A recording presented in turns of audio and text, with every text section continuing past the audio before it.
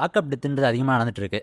இதை எப்படி பார்க்குறது? காக்கி சட்டை போட்டா என்ன வேண்டுமானாலும் செய்யலாம், நம்மளை அரசு காப்பாற்றும் அல்லது அதிகாரிகள் காப்பாற்றுவார்கள், அல்லது சட்டத்தின் சந்துப்பொதிகளில் இருந்து தப்பித்துக் கொள்ளலாம் என்கிற முறையில் காவல்துறையினர்கிட்ட இருக்கக்கூடிய இந்த அதிகார வர்க்க போக்கு என்பது மிக முக்கியமான ஒரு காரணம்.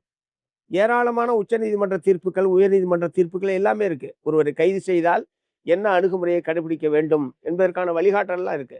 எவனும் அதை படிக்கிறதும் இல்லை, மதிக்கிறதும் இல்லை. ஒருவேளை நம்ம என் மாதிரி ஆள் போய் இதில் இந்த மாதிரி இருக்குன்னு சொன்னால், அப்படியா சரிங்க சார், இனிமேல் வர்ற கேஸில் நான் பார்த்துக்கிறேன் அப்படி தான் சொல்லுவாங்களே தவிர, அவங்க படிக்கிறது இல்லை, மதிக்கிறது இல்லைன்றது தான் இருக்கிற பிரச்சனை. இந்த மாதிரி நடவடிக்கையில் ஈடுபடக்கூடிய காவல்துறையினர் மீது தயவு தாட்சண்யம் இல்லாமல் அரசு நடவடிக்கை எடுப்பதன் மூலமாகத்தான் கொஞ்சமாவது பயத்தை. இப்போ உங்களுக்கு ஜெய்பீம் படம் அநேகமாக பலரும் பார்த்துருப்பீங்கன்னு நினைக்கிறேன். அது ஒரு லாக்அப் டெத் சம்மந்தமான படம் தான்.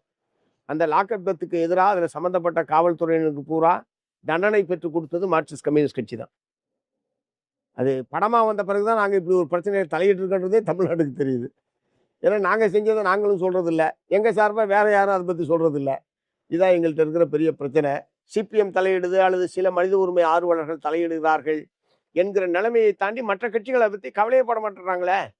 இங்கே இருக்கக்கூடிய பெரிய கட்சிகள் ஆளுங்கட்சியாக இருப்பவர்கள் அல்லது ஆளுங்கட்சியாக வருவதற்கு விரும்பக்கூடியவர்கள் இது போன்ற பிரச்சனைகளில் எங்கே தலையிட்டு இருக்காங்க?